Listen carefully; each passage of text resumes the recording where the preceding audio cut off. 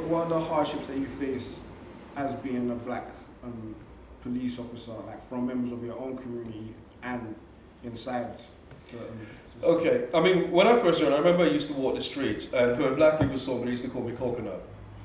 The first time they called me, I didn't understand what it was until somebody explained.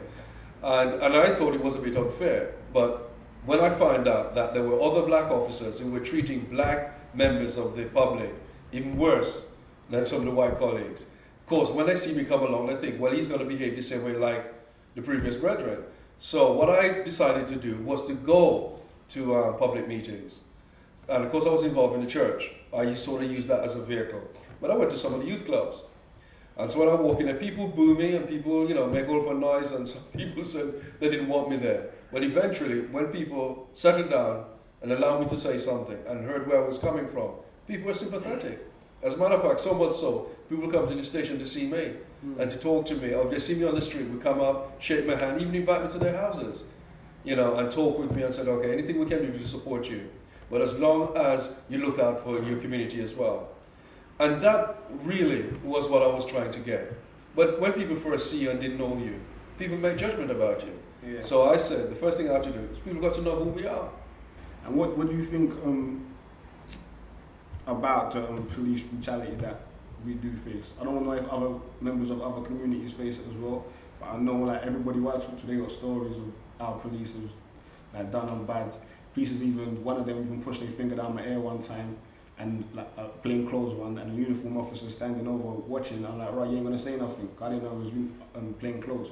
She said nothing ever happened. And next time I was arrested for apparently I swore, and a bag of them just rushed me, hooked up my all on my arm, trying and flung the handcuffs on all tight, and that stuff happens regular. Like I said, enough of my friends got that same story. What's your organisation doing to put a stop to that? Well, there are two things. We get involved in a lot of community meetings, similar to what I did when I first joined, but now it's more organized, where we get involved. We either go to churches, we go to mosques, we go to community centers, get involved and put up our stall and talk to people, and basically about the service. Also, what we do inside the police service is that we talk to police groups. So when they have their training, we go to their training centers. We go to various places within the police service where they have training, say, within police stations, and talk to police staff about this sort of thing. When it comes to police brutality, like I said, the services policy on it not to be tolerated. So, for instance, if you said a police officer stick his or her finger down in your ears, now why would they do that?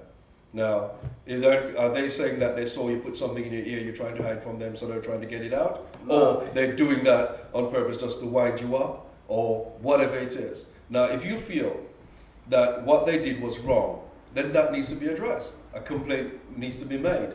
Now, a lot of people watching this would say, yes, it's all right for you to say that, but when we make a complaint against police, nothing is done about it. So one of the stuff that was done is that we asked for a separate body to investigate the police, called the Independent Police Complaints Commission. We started their job a few years ago. And they're made up mainly not of police officers. They do have police officers involved. But these folks will take your complaint and investigate it, or or might refer it back to the police service, and they supervise or monitor what is going on. So these are some of the things we say to people that needs to be done. But I wouldn't call that independent then. Why is it called independent if it involves police? Well, that's a very good question, and these are the questions that need to be asked. Now, did you know about the Independent Police Complaints Commission? Yeah, my cousin told me like she had a case and she did go to the police. Yes. And she said the independence, like how the police was dealing with her, she didn't like it, so she went to the IPCC, and then they just referred, like you said, they just referred the case back to the police, and nothing happened. Right. So then we find out that they ain't independent as they claim to be. Well, these are the sort of thing, and this is another thing that we do in the community. We're saying to people, if you're not happy about something, just don't sit down and take it. Write to your MP, that's what you vote your MP in there for, to say to them, look, this is what we address. Why is it we have this body here that's supposed to be independent, but they've got police officers working for them? Find out why. Download their policy off the website, read their policies, and hear what it says. And, because if we don't do these things, what would happen for people forever do things and we'll just go around in circles. You know, other groups will sit down and look at this. I was at the House of Commons the other day. A group of Asians, solicitors, who are going through some difficult times. They're not sitting down and taking nonsense happening to them. This is nothing to do with the police, but we're assisting them. And they're complaining about it. So they've gone to their local MPs, meetings have been held at the House of Commons to address it. Now, how many of that happens in the black community? That, you know, we have to be much more proactive in addressing some of these concerns. It's because we ain't got no confidence in the justice system. Like I said, even when my cousin did go to and complain about police, it just got back, the case got sent back to police and nothing happened.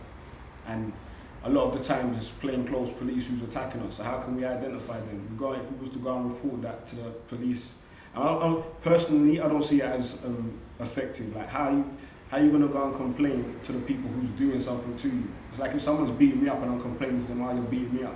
Like they know they're beating me up. So I don't think that complaining to them, we can get a change out of it. Well, this is what I'm saying.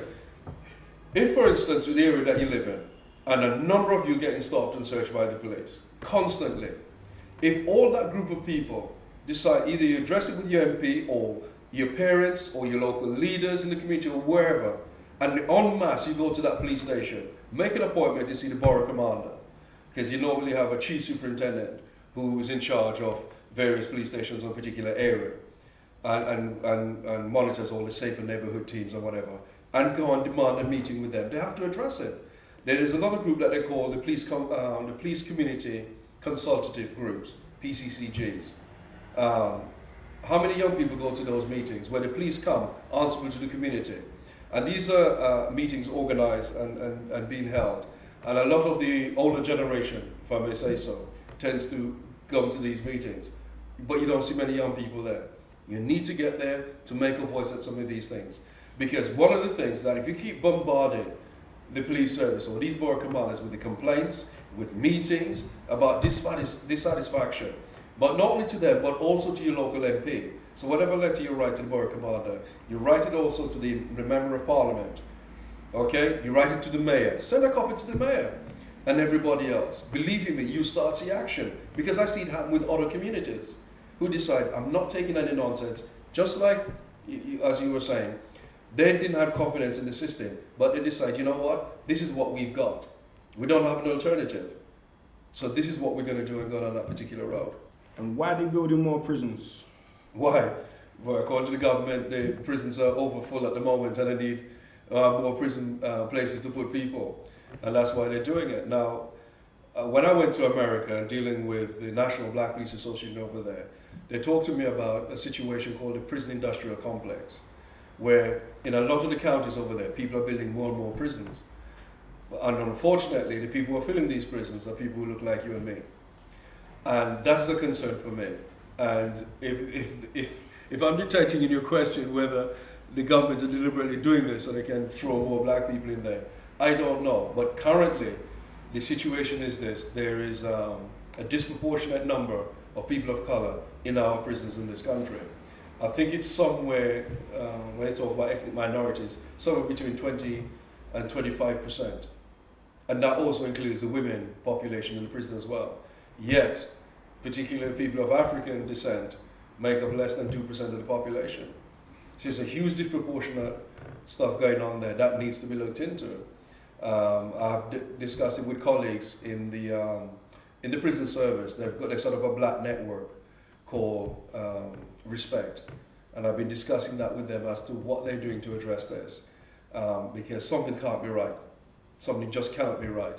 Why is it so many of our young, particularly young black men, are ending up, and now also seeing our young black women ending up going into prisons? So yes, what I read in the papers and from what the government is saying is that, you know, the prison population is growing and there's not enough space for people, so they want to build these super prisons to put people in. And is it true that you can invest shares in, like, I don't know how the process goes of doing actually building prisons, but you can invest money into it? I have no idea. The only thing I can think of, if these prisons are being built by private companies who are afloat on stocks and shares, then